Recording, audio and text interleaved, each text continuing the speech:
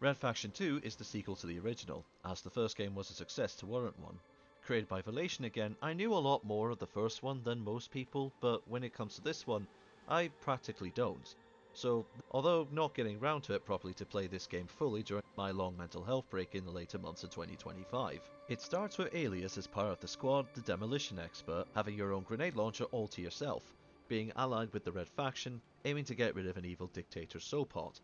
They manage to get rid of him, but it turns out Moloth, the squad leader, and half the squad have a scheme of their own to start a nanotech army, half the squad aiming to wipe you out, along with your support, and destroy Red Faction to stand truly triumph.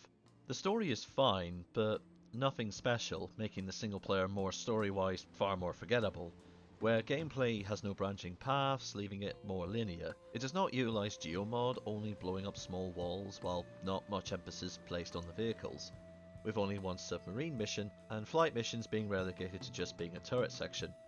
However, it has a few mech suit missions that were pretty good. It seems underwhelming and it sounds like a recipe for an inferior sequel.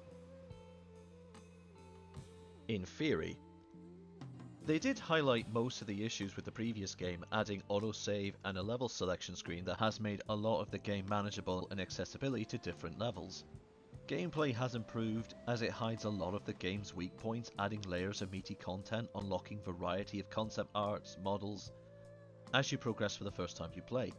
Weapons here are a lot more fun to use, adding more great weapons including the use of dual wielding weapons, and grenade throwing more bearable. Story is forgettable like I mentioned, but has multiple endings depending on your morality, although you'll get the same cutscene but with different audio depending on the result on your morale rating.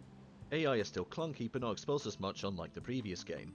The multiplayer is without doubt one of the best I ever had the experience of playing, packed with really good game modes, with solo and team modes that can be played up to 4 players, and bots up to 6 bots. Plays from an inspiration of Quake and Unreal Tournament, but does it a lot better than the ports of those games, with the fluid gameplay making the experience potentially last for ages with friends. You could get a potential game night out of this. Definitely. It's up there with the likes of Halo 2, Timesplitters series, and 007 Nightfire, and is also on other platforms on Xbox, GameCube, and PS2. If there were negatives, I wish they would have added more maps from the first game, but they have a lot more original maps to make up for it. And Geomode isn't as utilised as such in multiplayer either. I've seen more destruction to the walls in the first game, sadly. The game has improved significantly, even to say it deserves as much love as the first one. The game shines in being an all-out fluid fast shooter with no infuriating stealth sections or anything that makes the gameplay crawl. A forgettable story, although packed with great content, using the morality and completing bonus objectives and achieving different endings, making the single player worth it for me. Sure, the lack of geomod is a huge blow, and I wish they kept the principles of the first game in blowing up mostly what you want. Multiplayer is absolutely stacked with incredible maps, modes, and making customized bot abilities.